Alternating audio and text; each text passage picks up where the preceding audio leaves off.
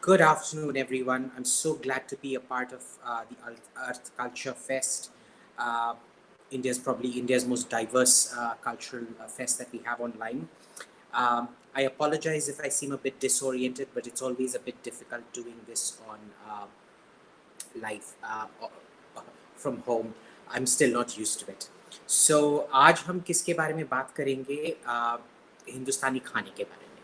Of course सबको पता है हिंदुस्तानी खाना क्या है, सब घर में पकाते हैं, पर मैं आपको कोई नए तरीके से सोचना ट्राई करूँगा दिखाने के लिए कि कैसे सोचते हैं हिंदुस्तानी खाने के बारे में. Now whenever anybody says Indian food, जब भी फॉरेन चैनल में कुछ होता है, और इवन अगर foreign channels when they come to India and ask people, the answer is the route to Indian food is spice. Now, this is a completely wrong concept. Spice is not what makes Indian food. आप देख लीजिए, spices were something, for us they were very, very common because they all used to grow out here. But for foreigners, it was extremely exorbitant. One shipload of pepper could effectively buy you about 20-30 ships in the terms of its goods carried, value of the goods carried.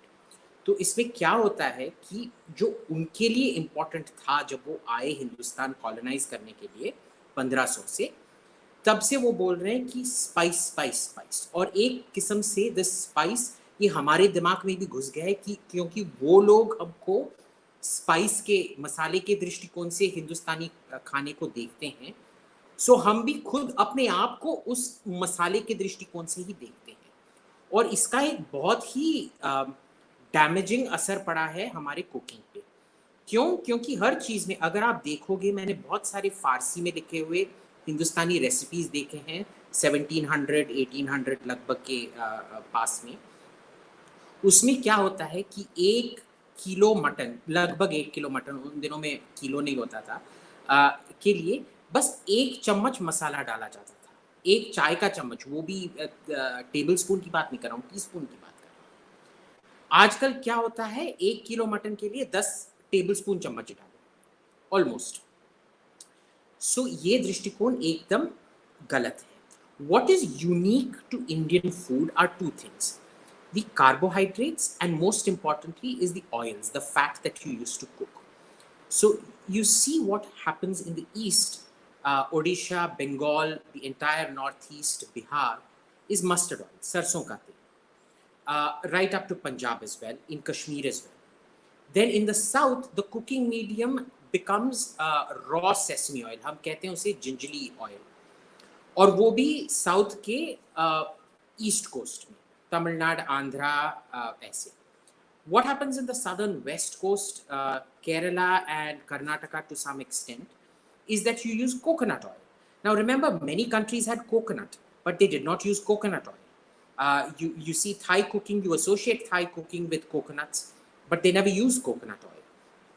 This is the starting element. जब भी आप कुछ खाना पकाते हो, बर्तन में पहले क्या जाता है, तेल जाता है, उसी में कुछ फ्राई होता है. And the fourth most important fact that we have in India is ghee. Now, if you want to understand how important ghee was, remember the word Jesus Christ derives from ghee, right? घी का क्या होता था कि वो हवन में use किया करता था. हवन में क्या होता था कि आप घी को लेके पूजा बोलोगे तो घी में वो पूजा चला जाएगा, और फिर आप उसको अग्नि में डालोगे. You will put it into the fire. It burns and it takes your prayer up to heaven. In the West, what this changed to, all the ancient cultures of Greece and Rome, they used to take the fat and put it, the prayer used to be put on your forehead. This was called anointing. So Jesus's original name is Yeshua bin Yusuf. That would have been the Jewish name. What we call Jesus Christ today, Christ is a Greek term which means Christ, Jesus the anointed. And Christos, the Greek Christos itself comes from ghee, because when you put ghee on somebody's forehead in Sanskrit, it became Ghritaasta. You've become the ghee, grey. In Greek, which was related to Sanskrit, it was Christos, which became Christos, which became Jesus Christ. Ghee is one of the cardinal cooking ingredients that defines Indian cooking. Because remember, nobody outside India made ghee, right? So these are the first and most essential building blocks. दूसरा क्या होता है, इसमें carbohydrates होता है. अब आप देखिए, चावल तो बस हिंदुस्तान में खाया जाता था और चीन में खाया जाता था. गेहूं तो हर जगह खाया जाता था. पर एक तीसरा बहुत ही महत्वपूर्ण बेल्ट है हिंदुस्तान में. अगर आप देखेंगे, नॉर्थ में लोग चपाती खाते हैं जो गेहूं का है, वो काफ़ी सिमिलर है मिडिल ईस्ट और यूरोप के, उधर भी गेहूं खाते हैं. साउथ में अगर आप देखेंगे, लोग मोस्टली चावल खाते हैं साउथ और ईस्ट में. पर जो वेस्ट में है, ये भी एक बहुत ही यूनिक बेल्ट है, क्योंकि ये एकदम एरिड ड्राई रीजन है. इधर लोग ज़्यादातर से क्या खाते थे? बेसन खाते थे. ढोकला में बेसन है, खांडवी में बेसन है, थेपला में बेसन है, ये सब. वेल, सम थेपलाज हैव बेसन एट एनी रेट. तो ये सब, दिस वाज द यूनिकनेस. अब आप देख लीजिए, हमारे पास 3 अब कार्बोहाइड्रेट्स के बेल्ट हो गए, 4 किस्म के तेल हो गए. इनकी कॉम्बिनेशन से ही हिंदुस्तानी खाना बनता है, मसाला से खाना नहीं बनता है. आप देखेंगे तो वेस्ट में भी एक ज़माने में बहुत सारा मसाला इस्तेमाल किया करते थे. जो पहला वेस्ट में कुक बुक लिखा गया था, वो था एक बंदा, जो उसका नाम था कार्लोस काप्पी. उसने पोप के लिए लिखा था एक कुक बुक 1500 एंड समथिंग में. उसमें 2 चीज़ें बहुत ही इंपॉर्टेंट थी, स्पाइस और चीनी. दोनों हिंदुस्तान से आया किया करती थी, और उनका जो the value of it was more than gold. So what used to happen there was, he made a mushroom pie. His mushroom pie was what the Pope really liked. उस पोप में 500 ग्राम मशरूम के लिए बंदे ने 100 ग्राम दालचीनी का powder डाला था और 200 ग्राम चीनी डाला था. अब आप सोच लीजिए, आप कभी मशरूम को चीनी और दालचीनी के साथ खाएंगे? नहीं. तो जो आज आप यूरोपियन कुजीन देख रहे हैं, वो 500 साल पुराना यूरोपियन कुजीन नहीं है, कंप्लीटली चेंज हो चुका है. उन्होंने स्पाइस कंप्लीटली निकाल दिया है ऑलमोस्ट अपने खाने से. अब आप हिंदुस्तानी खाना देखिए, हिंदुस्तानी खाने में भी काफ़ी देर के लिए बहुत ज़्यादा स्पाइस नहीं हुआ करता था. जो सब, everybody loves chilli, but remember, chilies didn't even come to India. The first came in about the 1500s. Chili was discovered by the Native Americans, the Aztecs. सब पोटैटो खाते हैं, पोटैटो भी अमेरिका से आया है, और अमेरिका तो 1492 में कोलंबस ने डिस्कवर किया था, तो उधर से ही आता है. तो आप ये सोचिए कि मिर्च से पहले हिंदुस्तानी खाना में मसाला मिर्च कहाँ आता था? मिर्च तो होता ही नहीं था, उसमें पेपर था या मस्टर्ड था.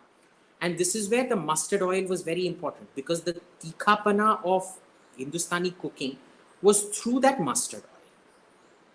So when you think about spice today, you go into all these YouTube videos and things like that. These spices they use are almost standard the same. Dalchini, ilaichi and long, cloves, cardamom, cinnamon.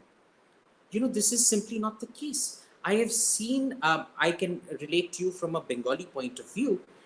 In Bengal, the so-called garam masala we used to use was tej patta, at most dalchini, and sometimes whole pepper. Long was very seldom used. Ilaichi was even more seldom used. In the south, in Tamil Nadu, the other side of my heritage, the spices, the cardinal spices, there was nothing in common. There was fennel seed, saunf. There was something else called kalpasi, which is a strictly non-veg spice. There was cinnamon, of course. And I want to show you what kalpasi is, because kalpasi is the root of Chettinad food. That unique flavor that Chettinad food has comes from kalpasi. Now, you wouldn't have actually seen what kalpasi looks like, but if anybody is selling you Chettinad food in Delhi, tell them that's absolute rubbish. Now, this is what kalpasi looks like. It's actually a lichen. See this part here? This is what we use. And you wouldn't have even heard of it. But this was one of our main spices that we used to use out there. Even though ilaichi grew in Kerala, just opposite on the other side of the Nilgiri Hills, it was almost never used. Growing up as a kid, it was maybe once in a blue moon it was used for a biryani or something like that. Then there was also, in all this complexity, then you add issues like community and caste. Uh, Sorry, just getting back to spices, one of the very important things was that this use of fennel, saunf, is common to two places in India, both at the extremes. Fennel is extremely important in non-vegetarian Tamil cooking, and सौंफ fennel बहुत ही महत्वपूर्ण है कश्मीरी पंडित खाना में. कश्मीर और कन्याकुमारी बीच में उतना महत्वपूर्ण नहीं था. तो ये आप देख लीजिए कितना वैरायटी हुआ करता था. हर रीजन का गरम मसाला में जो पहले साबुत हम डालते हैं, कोई 3 या 4 स्पेशल स्पाइसेस थे जो बाकी के देश में नहीं मिलता था या बाकी के देश में अलग होता था. आजकल आप कोई ये देखोगे कि सब बोलते हैं कि बस यार इलायची, दालचीनी, लौंग. That simply wasn't the case. So now coming to the differences. Now, one of the very funny stories that my parents tell me when, well, I mean, my dad is dead, but what they used to tell me was when they got married, Bengali father, Tamil mother, uh, in the reception, meat was served. And everybody was like, oh my God, meat is being served from the Tamil side of the family. In the Bengali side of the family, when the sadhya, the wedding meal was served, because you you've got these marriage halls in TN in Tamil Nadu where you're not allowed to bring any meat inside, and they were like, "Oh my God, no meat! How is this even a wedding?" So imagine, even within the same community in the region itself, there is so much difference. A UP Brahmin, for example, will not touch meat, whereas a Kashmiri Pandit, for them, mutton and fish are an absolute must. For a Bengali, no holy occasion can be had without mutton or fish. And for the rest of the Brahmins in this country, that was absolute no, we can't even touch this. So remember, there was even this kind of differentiation. So, you read a lot of literature about how caste is regressive, which it is, and divisive. But remember, divisive also led to a lot of diversity. You had a lot of Bengali cooking that was preserved by the widows of Bengal. Bengal was one of the areas where sati used to be quite talked about. I mean, you read the history books, that's what they say. There's multiple histories, of course, which I'm not going to get into. But again, these were very, very important things that influenced our cuisine and our cooking. Now, you come to things like even within Indian cooking now, there is a very, very dangerous trend. I've only got 2 minutes, so I'm going to wrap it up quickly. There was a very dangerous trend that you saw where, there's this homogenization happening. हर चीज में क्या होता है कि भाई प्याज से शुरू करो, फिर अदरक लहसुन पेस्ट डालो, फिर टमाटर डालो, और हर चीज में गरम मसाला डालो. देखिए, और एंड में शायद बटर डालो या क्रीम डालो या ऐसे कुछ डालो. भाई इससे तो काम नहीं चलता है. हमारे घर में जब मद्रास में जब खाना पकाया जाता था, शाकाहारी खाना, उसमें ना ही तो प्याज पड़ता था, ना ही तो लहसुन पड़ता था. And it used to taste delicious. Then what happened was, even in Bengal, we never used to use onions or garlic in our cooking. On the other hand, in other parts of India, like in Rajasthan, you will use a lot of garlic and onion in your cooking. So there were all these variations. Unfortunately, those variations, see, it is the diversity. Like I showed you the oils and the carbohydrates, it was the diversity of traditions that made Indian food. Today, the problem with the digital age is when people don't know how to cook, they start adding ingredients to compensate for the flavor. जब वो पकाना नहीं जानते हैं, वो समझते हैं कि भाई ये टेस्ट अच्छा नहीं है, इसमें मसाला डालो. मसाला डालने से टेस्ट बढ़ता नहीं है. प्याज लहसुन से टेस्ट बढ़ता नहीं है. मैं प्याज लहसुन तो खाता हूँ, मेरा कोई प्रॉब्लम नहीं है प्याज लहसुन खाने में, पर कई डिशेस ऐसे हैं, यानी कि एक कश्मीरी मटन रोगन जोश या कश्मीरी मटन का यखनी, ये जो कश्मीरी पंडित लोग बनाते हैं, कश्मीरी मुसलमान रोगन जोश और कश्मीरी मुसलमान यखनी में लहसुन जाता है, प्याज जाता है, पर कश्मीरी पंडित इसमें नहीं जाता है. मैं why do I like it? Because it is delicious. आप अगर उसमें प्याज डालोगे, उसका टेस्ट खराब हो जाता है. So it is not a way, remember, masala is not a way of making your cooking better. It is just a way of hiding a bad cook. तो लहसुन से दूर भागिए, जब यूज करना हो बिल्कुल यूज कीजिए. प्याज से दूर भागिए, जब यूज करना हो कीजिए. मैं आप सबसे विनती करूंगा कि प्लीज़ जो आपकी परदादी या नानी परनानी है जो भी हैं, उनके साथ अभी बैठ के उनके जो ओरिजिनल रेसिपीज़ हैं वो नोट कर लीजिए। देखिए इटली, फ्रांस इन चीज़ों में इतना प्राइड लेते हैं खाना के लिए। उधर जो भारत रत्न की तरह जो अवार्ड्स होते हैं ना, पद्मश्री, पद्म विभूषण, भारत रत्न, ये शेफ्स को दिए जाते हैं। क्यों? क्योंकि वो जो ट्रेडिशनल रेसिपीज़ हैं वो प्रिज़र्व कर रहे हैं और उनको नया बना रहे हैं। हिंदुस्तान में शेफ्स को ये सब अवार्ड्स नहीं मिलते हैं। क्यों नहीं मिलते हैं? वो भी गुरुदेव की तरह हैं। वो एक ट्रेडिशन निकाल के प्रिज़र्व करके अगले जनरेशन को दे रहे हैं। तो understand, food is a very important part of your culture. We are not documenting it properly. We are allowing it to get lost, and the more and more the YouTube and digital generation takes over, we will lose all our traditions. So remember what I've told you. The oil is important, the carbohydrate is important, the spices specific to your region are important. Note all of those down. The techniques are important. In Bengal, for example, we never use a spice without first mixing it in water. It produces a completely different taste than if you put the chili powder or any spice directly into the onion and fry it. These are all little things that are important that we need to preserve. Finally, every other country that has a great food culture also has a system of protecting that food. एक DOCG नाम का है Italy में, जहाँ it is the appellation control. That is, basmati, for example, can only be produced in this region. It has to be produced only in this way and only in this season, and so on and so forth. The very fact that we do not do that is we are undermining our own food industry. We are preventing it from going up the value chain. हम अपने ही farmers को उसमें से ज़्यादा पैसा बनाने नहीं दे रहे। और पैसा में एक्सटॉर्शन की बात नहीं कर रहा हूँ। पैसा जैसे कि भाई देखो, अगर तुम रास्ते से बासमती खरीदोगे, जो खुला बासमती है वो आपको 50 रुपए का देगा। वही बासमती ब्रांड वाला उसमें छापा लगा के बस 5 रुपए का पॉलिथीन लगाएगा और वो फिर 200 रुपए का वही 1 किलो चावल आपको मिलेगा। इसकी बात मैं नहीं कर रहा हूँ। मैं क्या कह रहा हूँ कि इसको मानो, ये चावल देवता की तरह है। जो अच्छा आटा है वो देवता की तरह है, जो मसाला है वो देवता की तरह है। उसे पूजो, उसे सोच के इस्तेमाल करो, and then you will help yourself, you will help the farmers who need that. For example, have you heard of a rice called Gobindo Bhog?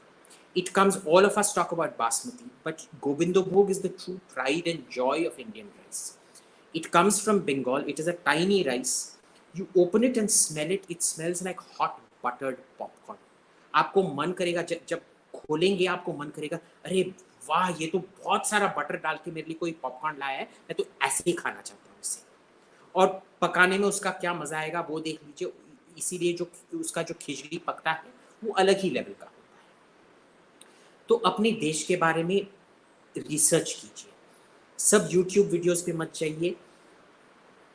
प्याज लहसुन खाते हैं, very good, but try to cook without it, क्योंकि आप ही notice करेंगे जब आप इन चीज़ों के बगैर कुक करते हैं, you keep becoming a better and better cook, and that is connecting us to our roots. So hopefully I've tried to show you new ways. It would have been better with a cooking demonstration, but I can't do that with this. So I'll end here. Thank you.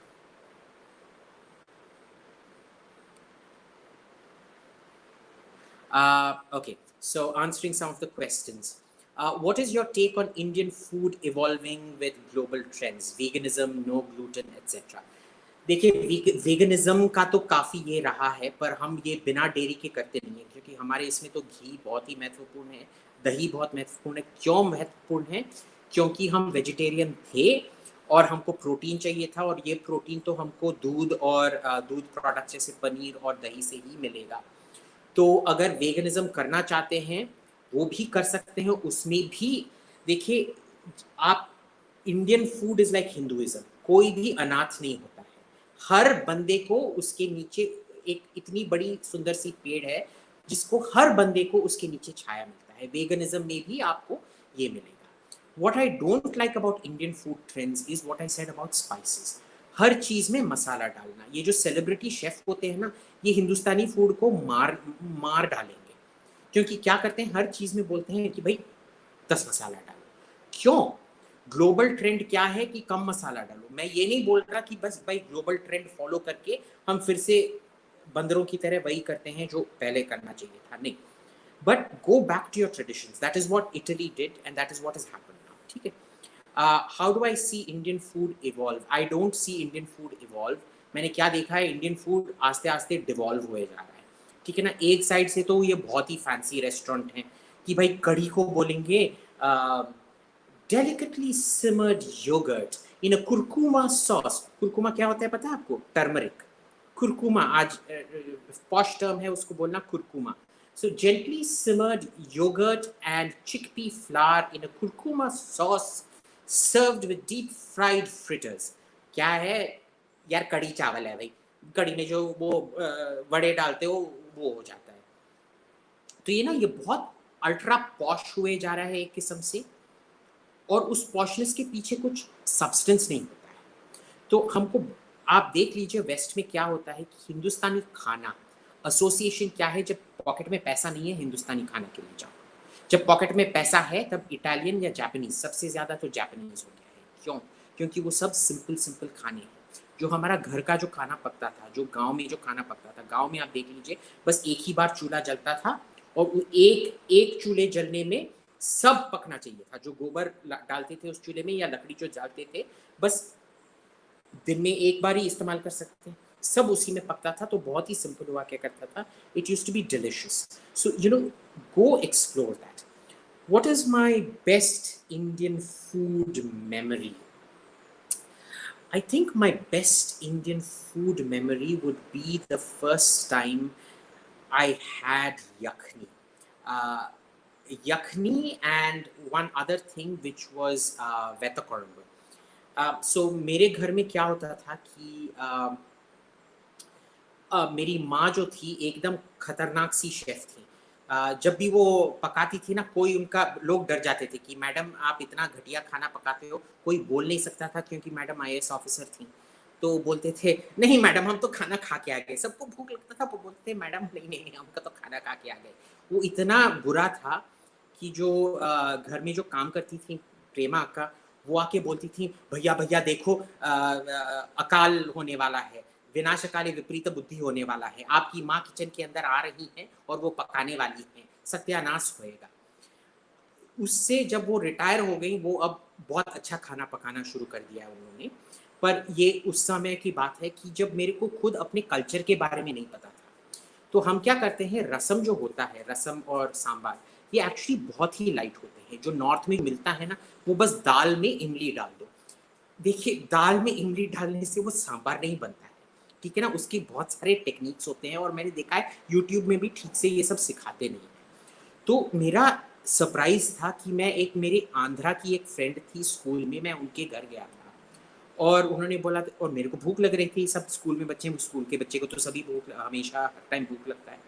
तो उनके घर गया और उन्होंने बोला कि भाई खाने में क्या है? बस ये पोटैटो रोस्ट है और ये रसम। ठीक है यार जो भी है दे दो।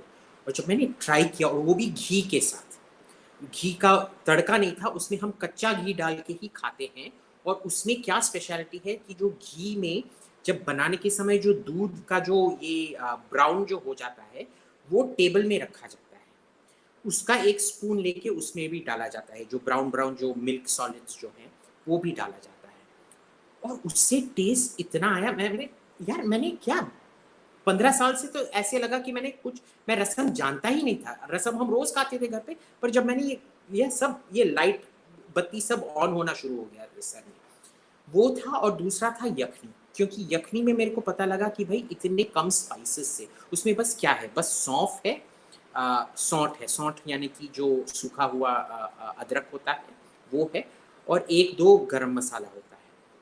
कि भाई दही में एक पका हुआ चीज़, एक मटन इतना टेस्ट हो सकता है, मैं जानता नहीं था। तो उसी से मैं अपना सब ये मसाला डालना मैंने कम कर दिया है। तो those were my best Indian food memories. Tell us something about foods that came out of other regions. Okay, Indian Chinese. तो आपको पता नहीं होगा ये, पर ये इंडियन चाइनीज का जो क्रेज चला है ना, ये आजकल चाइना में भी बहुत पॉपुलर हो गया। आजकल चाइना में क्या होता है कि वो दिखाते हैं कि भाई ये इंडियन चाइनीज है, ठीक है, मेन स्ट्रीम नहीं हुआ है पर पॉपुलर हो गया है। वो क्या करते हैं कि ये सब दिखाते हैं कि क्या हो रहा है करके। तो इंडियन चाइनीज़ का भी एक बहुत ही ट्रैजिक हिस्ट्री है कि वो कब आया था कि एक रिबेलियन हो रहा था चाइना में 1800s में, ताइपिंग रिबेलियन लेट 1800s में हो रहा था। उसमें वर्ल्ड वॉर 2 से भी ज़्यादा लोग मरे, कम से कम 50-70 मिलियन लोग मरे होंगे ज़्यादा। दे से समटाइम्स 100 मिलियन पीपल। 100 मिलियन क्या होगा, 1 मिलियन 10 लाख, 1 करोड़ ऐसे, एक पता नहीं 1 करोड़ या 10 करोड़ लोग मरे होंगे, पता नहीं। 100 मिलियन लोग मरे थे। उधर से ये चाइनीज़ कम्युनिटी आया, और जो चाइनीज़ कम्युनिटी इधर आया बंगाल में सेटल हुआ, कलकत्ते में सेटल हुआ। और जो हमारा पूरा जो चाइनीज़ कुजीन है जो हिंदुस्तान में, वो पूरा उधर से आया है। और क्या होता है कि जब भी चीन से मेरे दोस्त आते हैं मैं उनको ले जाता हूँ, बोलते हैं अरे वाह ये क्या चीज़ है, उनको बहुत अच्छा लगता है पर बोलते हैं ये चीनी खाना नहीं है। पर देखिए हिंदुस्तान का ये एक किस्म से वो भी हिंदुस्तान का एक कल्चर है कि हम हर चीज़ से जो उनका अच्छा है वो लेते हैं और उसको इवन बेहतर बनाते हैं। ओरिजिनल नहीं होगा पर ओरिजिनल से हमको क्या लेना देना, टेस्ट तो अच्छा है ना। पर क्या होता था कि चीन में जब मैं जाता था काफ़ी सालों के लिए, खाना बहुत घटिया होता था। तो ये यार ये क्या खाना है। आजकल बहुत अच्छा बन गया उधर भी, क्योंकि उन्होंने भी अपने रूट्स डिस्कवर करना शुरू कर दिया है। मैं भी सोच रहा हूँ कि इधर हमको डिस्कवर करना चाहिए। पर और भी चीज़ें हैं जो मिर्च है, जैसे मैंने आपको बोला ये एज़टेक था। आप जानते हैं कि एज़टेक कल्चर में इंसानों का बलि दिया जाता था, और वो कैनिबलिज्म भी करते थे। जिसका बलि होता था उसको पका के खाते भी थे। तो जो पका के जो इंसान को खाते थे, उसमें जो पहला रेसिपी है जिसमें मिर्च, वो उधर से आता है। वो जब बंदे को पकाते थे ना उसको, जिसका बलि दिया गया था, उसमें मिर्ची बहुत ज़्यादा डालना पड़ता था। और दूसरा क्या चीज़ पता है डालते थे उसमें? चॉकलेट। ठीक है, मैं चॉकलेट की तो बात नहीं करूँगा, पर आप ये देख लीजिए कि मिर्च उधर से आया है, और आज मिर्च तो हिंदुस्तान का ऑलमोस्ट नेशनल सिंबल बन गया है। लोग कहते हैं कि जो बायोडाइवर्सिटी हिंदी में नहीं जानता है, पर जहाँ से ओरिजिनेट होता है वहाँ सबसे ज़्यादा किस्म के ये पौधे मिलने चाहिए। तो अमेरिका में बहुत किस्म के मिर्च मिलते हैं, दूसरा सबसे ज़्यादा हिंदुस्तान में मिलता है। तो एक किस्म से फिर जो सबसे अच्छा था वो हमने लेके अपना बना लिया, आज वो इधर भी बहुत ये है। टमाटर हमको 17 तक पता, 1700 तक पता ही नहीं था टमाटर क्या होता है। तो आज भी ना जब हम पोंगल मनाते हैं तमिलनाडु में, जो शायद लोहरी, मकर संक्रांति, इन सब ऐसे कुछ कनेक्शन है उसका, हार्वेस्ट फेस्टिवल। उसमें हम क्या करते हैं कि हम कभी भी मिर्च नहीं डालेंगे, पोटैटो नहीं डालेंगे। पोटैटो साउथ अमेरिका से आया था, फिर 1700 में आया था, तो वो भी नहीं डालेंगे। हम क्या इस्तेमाल करते हैं, कच्चा केला जो होता है, वो एक किस्म का आलू की तरह होता है, उसका ये बनाते हैं। और जो जो मिर्ची जो पोंगल बनता है, खिचड़ी की तरह ही है, दाल और चावल। आप देख लीजिए ये दाल चावल दाल चावल, दाल क्यों था? ये हम हिंदुस्तान, लोग बोलते हैं हिंदुस्तान वेजिटेरियन है। हिंदुस्तान वेजिटेरियन नहीं है, हम दलेरियन हैं। क्योंकि जब हमने मीट दे दिया, जो प्रोटीन आता है वो दाल से आता है, और एक दाल से नहीं आता है, 2-3 दाल के मिश्रण से आता है। इसीलिए जब हमने बुद्धिज़्म को एक्सपोर्ट किया चीन में, चीनी लोग वेजिटेरियन क्यों नहीं बने? क्योंकि उनके पास दाल नहीं था, वो तो दाल खाते ही नहीं थे। तो दलेरियनिज्म हमने एक्सपोर्ट नहीं किया। तो ये दलेरियन is a very important part of Indian food. Most of us are not vegetarian, we are दलेरियन। So these are the different ways in which food has interacted. So chili would be the most important, I think. चाय तो आपको पता ही है चीन से आया, पर आजकल सब चाय लाटे वाटे खाते हैं, ये सब है। These were all the influences. तो देख लीजिए ये जो खाना है, ठीक है बाहर से आया आ सकता है, पर जो हमने जो उसका बनाया है वो यूनिकली इंडियन है। बिरयानी, जो बिरयान आता है, वो द वर्ड इटसेल्फ इज फारसी। अगर आप इस्फहान में, मैंने बोला भाई ये बिरयानी बोलते हैं, सब इस्फहान में इन्वेंट हुआ था। ईरानियन लोग ऐसे बोलते हैं, ठीक है। मैंने जाकर उधर बिरयानी खाया। उधर का बिरयानी आपको पता है क्या है? एक रोटी के ऊपर एक कलेजी का कटलेट लगाते हैं, उसको तलते हैं, इसका नाम है बिरयानी। ठीक है, उसका हमारी बिरयानी के साथ कोई संबंध नहीं है। जो उज़्बेकिस्तान में बनाते हैं, वो ईरान और तुरान एक, उज़्बेकिस्तान को तुरान कहते थे, तो वो दोनों एक होल थे। जो वो बनाते थे वो भी एकदम अलग किस्म का है। और जो हिंदुस्तान में जैसे हमने बिरयानी बनाया है वो आज भी ईरान में बिल्कुल ही नहीं बनता है। तो ये देख लीजिए, ये सब अडेप्टेशन का प्रोसेस है। हर चीज़ दूसरे जगहों से आ सकता है, क्योंकि food was wealth, food was currency, paper was currency at one point of time. और हमने अपना यूनिक ये दिया है। हमको ये नहीं बोलना चाहिए कि भाई ये हिंदुस्तानी नहीं है, हर चीज़ हिंदुस्तानी है। उसको हमने यूनिकली अपना क्या वैल्यू एडिशन दिया है, दिस मेक्स इट यूनिक, ठीक है ना। यानी कि जैसे रिजोटो, यार चावल तो उगता ही नहीं था इटली में, हिंदुस्तान से ही आता था। इसका मतलब ये नहीं है कि रिजोटो हिंदुस्तानी है ना। कि रिजोटो को बोलोगे वो चिड़ी है, या यार इसको क्या चावल पकाना नहीं आता था, सब खिला खिला चावल नहीं है, सब दाल की तरह इसने ये बना दिया है। ठीक है, जो भी है, but it is a unique thing and it is uniquely Italian, just like that biryani is uniquely Indian. So next, what would a wholesome Indian meal consist? देखिए, फॉर मी होलसम इंडियन मील, मेरा तो दृष्टिकोण थोड़ा skewed है, क्योंकि उसमें meet होना ही चाहिए, मीट मटन या मच्छी होना ही चाहिए। बट फॉर मी आजकल क्या हो रहा है, होलसम का माने ही चेंज हो रहा है। उन दिनों में भी अलग था। उन दिनों होलसम माने क्या था कि ज़्यादा तेल और घी खाओ, क्योंकि सब बहुत मेहनत करना पड़ता था। ये इलेक्ट्रिकल इम्प्लीमेंट्स नहीं थे उन दिनों। अगर इडली पीसना था या वड़ा पीसना था, आपको हाथ से करना पड़ता था। वो इडली मशीन नहीं होता था, मिक्सी नहीं होता था, मम्मी को जाके सब ढाम ढाम ढाम करके सिलबट्टा पे पीसना पड़ता था। तो उसलिए काफ़ी सारा खाना पड़ता था। आजकल what would be considered a wholesome Indian meal, मैं आपको बताता हूँ। एक मीट होना चाहिए, पर अगर आप मीट नहीं खाते हैं तो एक दाल ज़रूर रखें, और उस दाल में बस एक दाल ना पकाएं, 2-3 दाल का मिश्रण करके पकाएं। अगर आप फर्मेंटेशन करना चाहते हैं, जैसे पांतुआ भात हम खाते हैं, 1 दिन पुराना चावल, वो काफ़ी इम्पोर्टेंट है इसके इनटेक के लिए। और वेजिटेरियन माने प्लीज़ वेजिटेबल्स खाइए। पनीर वेजिटेबल नहीं होता है। पनीर वो है जो यमराज इंसान के लिए है, पनीर वो है वेजिटेरियनिज्म के लिए। पनीर वेजिटेबल नहीं है। पनीर से आपको विटामिन नहीं मिलने वाले हैं, पनीर से आपको न्यूट्रिशन नहीं मिलने वाला है, पनीर वेजिटेरियन नहीं है। तो खुदा के वास्ते please please please her party में पनीर मत सर्व कीजिए। ये पनीर का जो जो जो दहशतगर्दी मचा है, मैं असली में मानता हूं कि ये जो टेररिस्ट लोग होते हैं वो भी इतने खतरनाक नहीं होते हैं जैसे पनीर है हिंदुस्तानी कुकिंग के लिए। प्लीज नहीं, आप सब्जियां दीजिए, मेथी दीजिए, एक हमेशा एक हरा भरा लीफी सब्जी होना चाहिए, एक कोई बीन्स की तरह। देखिए प्रोटीन इंपॉर्टेंट, सो बीन्स ऐसे कुछ रखिए, एक दाल रखिए, मिश्रण दाल अगर होगा बेहतर है, पर जरूर एक हरा सब्जी रखिए। देखिए पोटैटो बहुत ज्यादा पक जाता है, you need greens, you need roughage, you need something going in. Roughage क्या होता है, वो एक किस्म से जो लूफा होता है, जो हम नहाते हैं स्क्रब करने के लिए स्पंज की तरह, वो हमारा अंदर साफ करता है। तो यू नीड ग्रीन्स। और वो ये नहीं है कि आप यार ये सेलिब्रिटी शेफ का देखो और उसको 2 घंटे पका के उसमें जो भी अच्छा है वो सब मार डालो उसमें, ठीक है ना। पकाएं तो बहुत कम देर के लिए पकाएं, 10-15 मिनट मैक्सिमम पकाएं सब्जियों को, उससे ज़्यादा नहीं। क्योंकि याद रखें, जब गरीब लोग पकाते थे उन दिनों में गोबर में या इसके चूल्हे में या लकड़ी के चूल्हे में, उनके पास टाइम नहीं था। टाइम बस चावल के लिए होता था या रोटी के लिए होता था, बाकी जो उसके ऊपर जो स्टीम होता था बस उसी के लिए टाइम था, 10-15 मिनट मैक्सिमम, ठीक है ना। तो इसी में सब पकाया जाता था। तो please please please reduce the amount of masalas, increase the amount of vegetables, and paneer is not vegetarian. Get over it. Throw the paneer out. Done. Anything else?